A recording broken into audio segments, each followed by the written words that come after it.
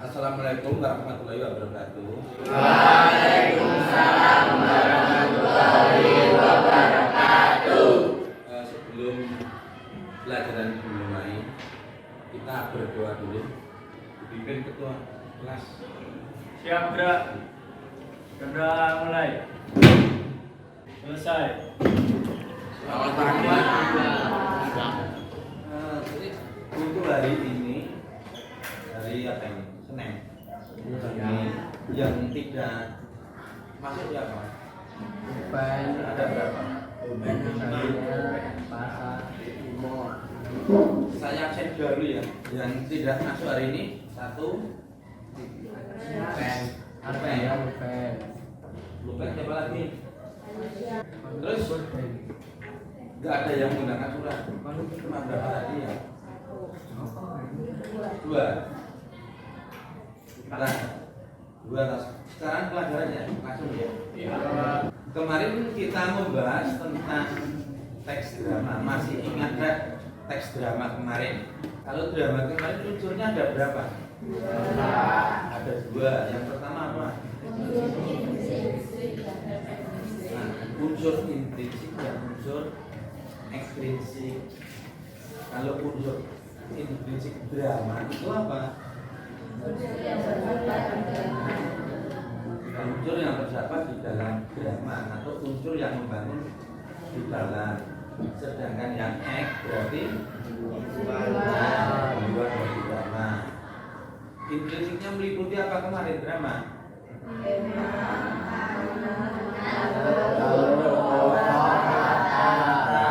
Nah, tema, amanat, alur, tokoh, ayat, sudut pandang. Nah, itu ada. Untuk pelajaran hari ini kita akan membahas tentang unsur cerpen. Sudah pernah membaca cerpen belum? Sudah. Cerpen apa yang dibaca? Cerpen keluarga, apalagi persahabatan, apalagi yang pernah dibaca cerita rakyat. Terus yang kamu dapat dari membaca cerpen itu? Amanat. Amanat itu apa kan? Pesan yang ingin disampaikan. Kamu membaca cerpen apa tadi? Persahabatan. Amanatnya apa? Mungkin kamu baca cerpen apa nanti tadi? Pendidikan. Itu kan ada amanatnya. Amanatnya apa?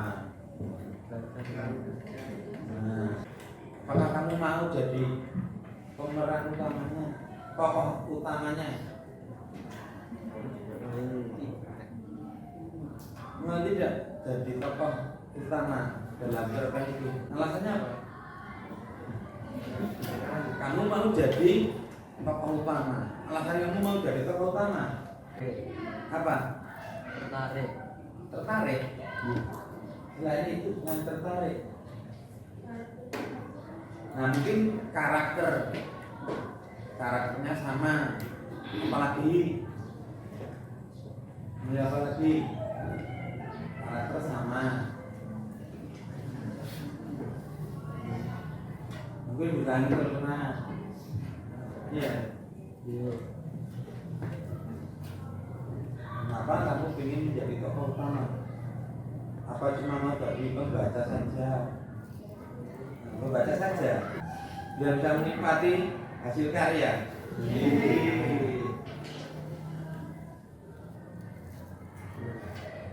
Terus yang dibahas sekarang unsur dari cerpen.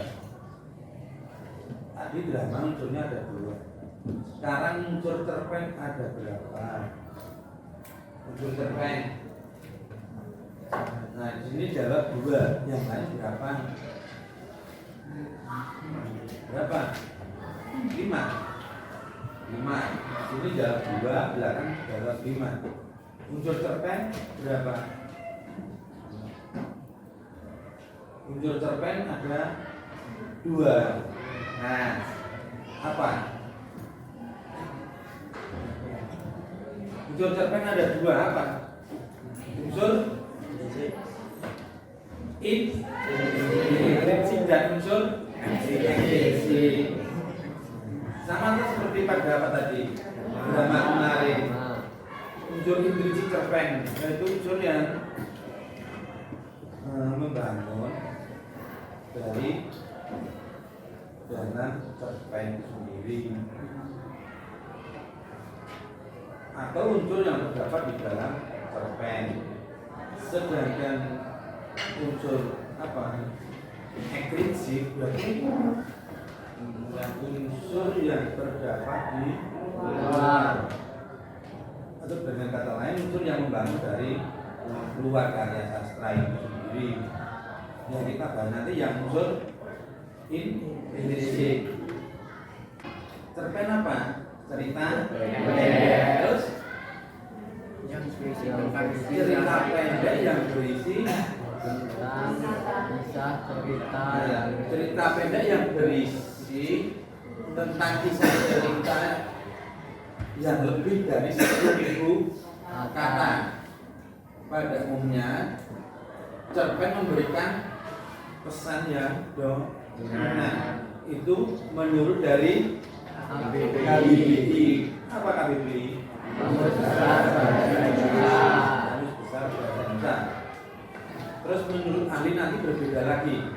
Ini ada satu contoh cerpen menurut ahli. Cerpen menurut ahli dari Nugroho Susanto dalam Tarigan. Menurut Nugroho Susanto, cerpen adalah kisah cerita pendek yang dibuat dalam jumlah kata mulai dari 5.000 kata beserta memperkirakan 17 pipiketan warto spasi ganda. Itu menurut dari Nugroho. Cerpen hanya berpusat pada dirinya sendiri. Itu menurut Nugroho Susanto. Kalau sekarang yang unsur unsurnya tadi ada 2 unsur ekstrinsik.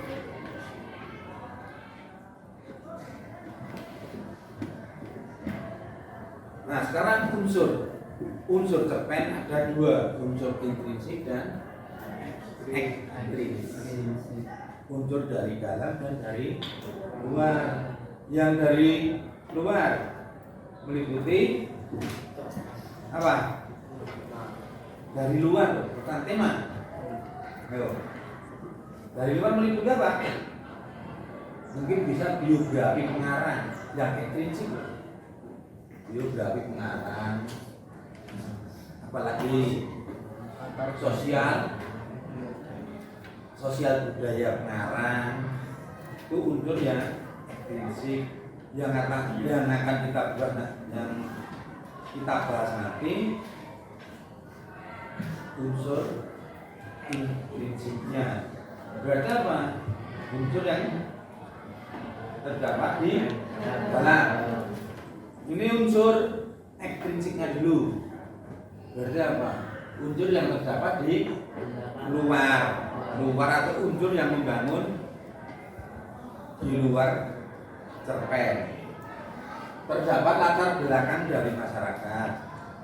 Terus yang kedua, latar belakang dari pengarang, bisa biografi pengarang. Terus yang ketiga apa? Itu yang keren apa? Biografi pengarang. Mungkin biografi, masih ada lagi sosial budaya. Sekarang yang kita bahas intrinsik. Berikutnya tema. Berarti yang terdapat di dalam karya sastra. Unsur intrinsik yang pertama apa? Tema. 2 alur.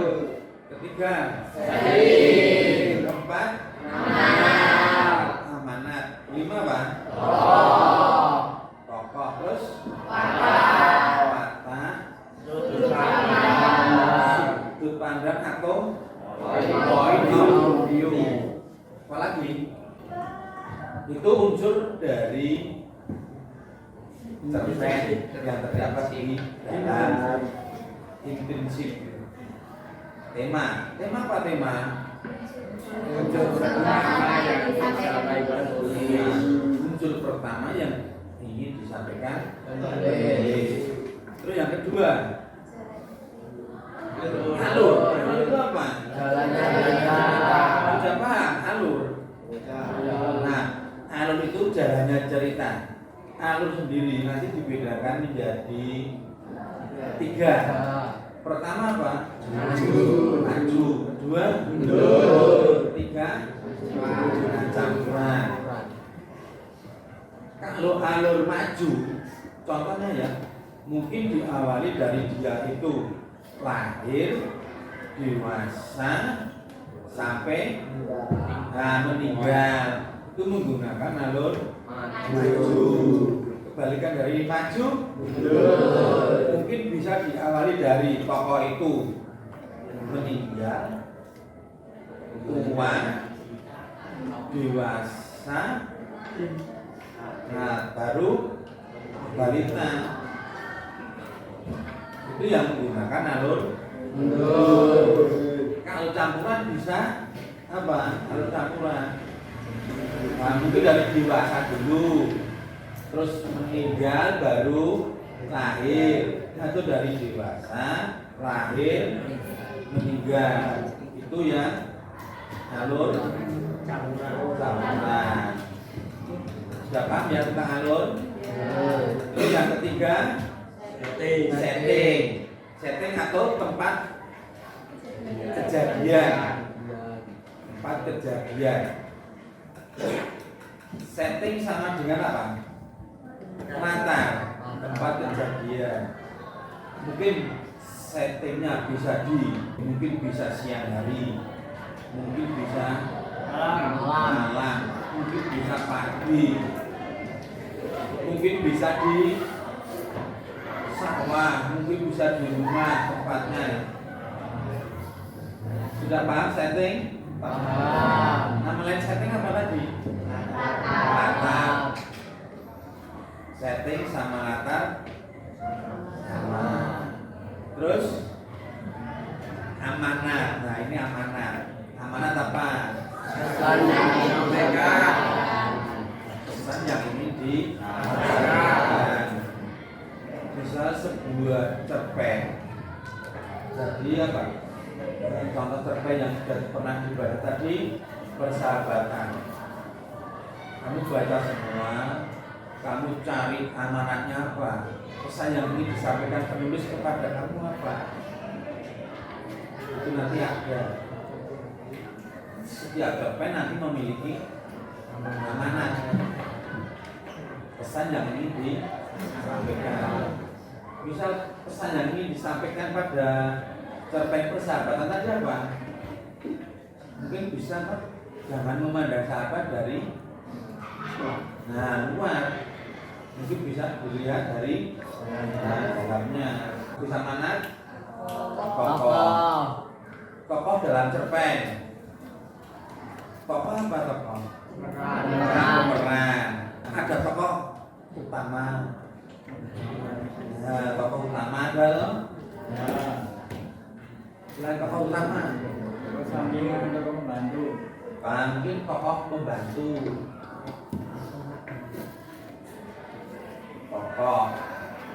Tokoh pertama dan pembantu. Watak apa watak? Sifat dari tokoh pemeran. Misal tokoh Antagonis. aku tadi, wataknya bagaimana? Mungkin protagonis atau antagonis. Nah, ada nanti tokohnya. Mungkin punya sabar tokohnya. Mungkin apalagi yang sabar. Nah, mungkin sombong apalagi. Baik hati. Mungkin tokoh utamanya jahat. Itu tokoh. Terus sudut pandang atau point of view. Kalau sudut pandang apa? Nah, cara pandang pengarang, cara pandang pengarang ini menggunakan sudut pandang orang pertama. Terus sekarang yang sudut pandang atau point of view. Sudut pandang yaitu cara Pandang pandang pengarang. Sudut pandang orang pertama biasanya menggunakan kata apa? Sudut pandang orang pertama biasanya menggunakan kata salah. Menggunakan kata aku. Selain aku, Saya. saya. Kalau mereka Tiga. jadi sudah bisa membedakan sudut pandang pertama, kedua, dan Tiga. Sampai di sini dapat belum unsur intrinsik. Ada pertanyaan tidak?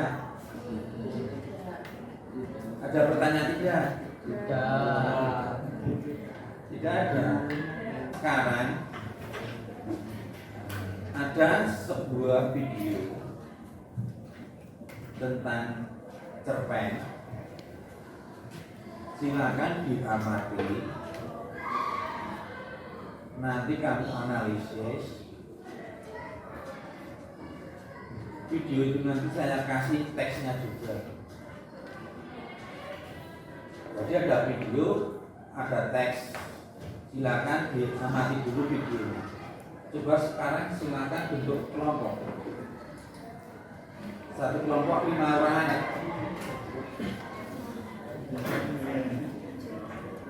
Ya silakan bentuk kelompok dulu. Sekarang silakan dipahami video berikut dan silakan dianalisis beserta kelompoknya. Nanti silakan dipresentasikan ke depan tiap kelompok satu orang yang ke depan.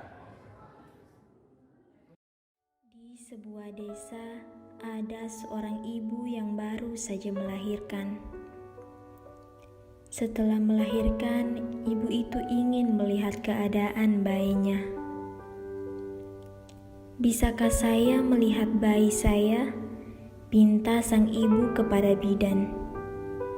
Namun, ketika gendongan berpindah tangan dan ia membuka selimut yang membungkus wajah bayi itu, si ibu ini terlihat menahan napasnya. Ternyata bayi perempuan yang dilahirkannya tidak lahir dengan sempurna, melainkan lahir tanpa kedua daun telinga. Seiring berjalannya waktu, kini anak perempuan itu tumbuh dewasa dengan kekurangan yang dimilikinya. Kini anak perempuan itu selalu saja diejek karena tidak memiliki kedua daun telinga. Akan tetapi, dengan kasih sayang dan dorongan dari orang tuanya, meski memiliki kekurangan, ia tumbuh menjadi wanita cantik dan cerdas. Suatu hari, ayah anak tersebut bertemu dengan seorang dokter yang bisa mencangkok telinga.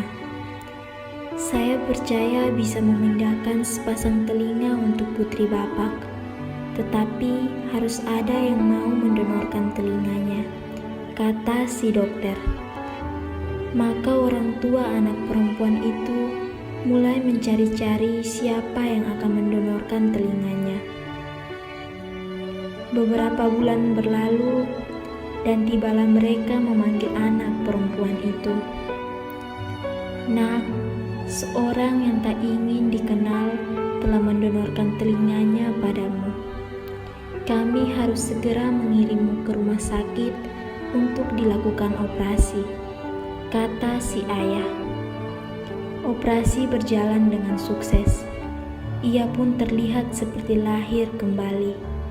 Wajahnya yang cantik, ditambah sekarang ia telah memiliki kedua daun telinga, membuatnya terlihat semakin cantik. Beberapa waktu kemudian, Ia pun menikah dengan seorang lelaki tampan dan terhormat yang sangat mencintainya. Ia lantas menemui ayahnya. "Ya, aku harus mengetahui siapa yang telah bersedia mengorbankan semuanya padaku. Ia telah berbuat sesuatu yang besar, namun aku belum sama sekali membalasnya." Ayahnya menjawab, "Ayah yakin kamu tak bisa membalas kebaikan hati orang itu." Setelah berdiam diri beberapa saat, ayahnya melanjutkan, "Sesuai dengan perjanjian, belum saatnya bagimu untuk mengetahui rahasia ini." Tahun berganti tahun, kedua orang tua perempuan itu tetap menyimpan rahasia. Hingga suatu hari, tibalah saat yang menyedihkan bagi keluarga tersebut. Pada hari itu, ayah dan anak itu berdiri di samping peti jenazah ibunya yang baru saja meninggal. Dengan perlahan dan lembut, si ayah membelai rambut jenazah ibunya yang terbujur kaku. Sang ayah lantas menyibakannya, sehingga sesuatu mengejutkan si anak perempuan itu terjadi. Ternyata si ibu tidak memiliki kedua daun telinga. Ibumu pernah berkata bahwa ia senang sekali. Tadi contoh dari teks cerpen dengan tema apa? Perjuangan seorang ibu. Nanti kamu analisis apa? Unsur intrinsik yang terdapat dalam cerpen perjuangan seorang ibu.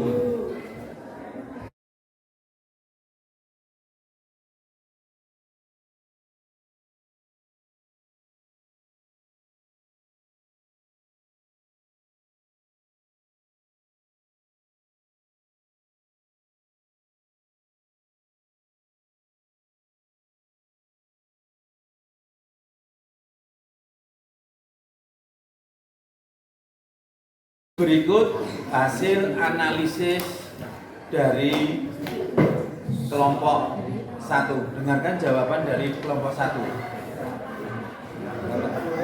Berikut analisis dari kelompok kami, yaitu 1. Tema yaitu perjuangan seorang ibu.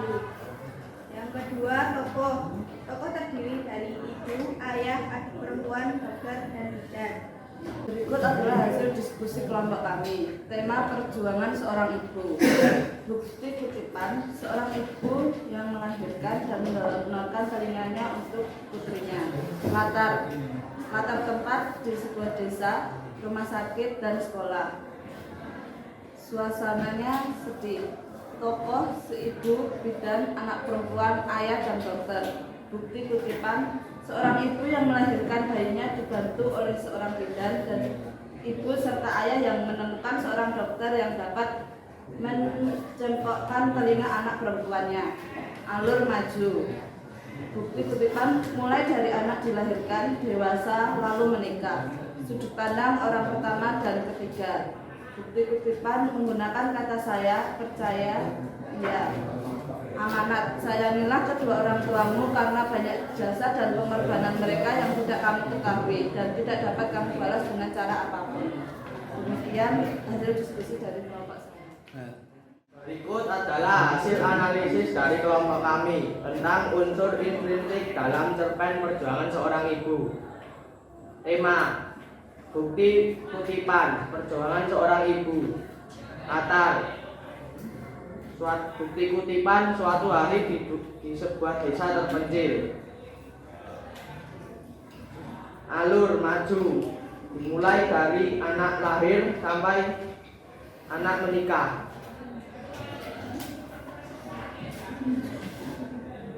Latar: desa terpencil. Sudut pandang orang pertama dan orang ketiga. Bukti kutipan menggunakan kata saya dan mereka. Amanat, bukti kutipan, jangan pernah melupakan jasa seorang ibu. Sekian dari kelompok kami. Terima kasih. Assalamualaikum warahmatullahi wabarakatuh. Berikut hasil analisis dari kelompok kami tentang unsur intrinsik cerpen dalam tema yaitu pengorbanan seorang ibu. Bukti kutipan berada di judul. Yang kedua, tokoh yaitu ibu, ayah, anak perempuan, bidan, dokter, dan teman-teman. Alur menggunakan alur maju, mulai anak lahir, dewasa, menikah, hingga ibu meninggal. Keempat, latar. Latarnya adalah desa dan rumah sakit. Bukti kutipan di sebuah desa terpencil, rumah sakit, kami harus segera mengirim ke rumah sakit. Yang kelima, sudut pandang menggunakan orang ketiga, ada seorang ibu, ayah, dan anak perempuan. Amanat, jangan pernah durhaka pada orang tua kalian, patuhilah mereka jika kalian sayang mereka. Sekian, wassalamualaikum warahmatullahi wabarakatuh. Berikut adalah analisis dari kelompok kami tentang unsur intrinsik dalam cerpen perjuangan seorang ibu. Yang pertama adalah tema. Tema yaitu perjuangan seorang ibu. Bukti kutipan perjuangan seorang ibu yang berada di judul.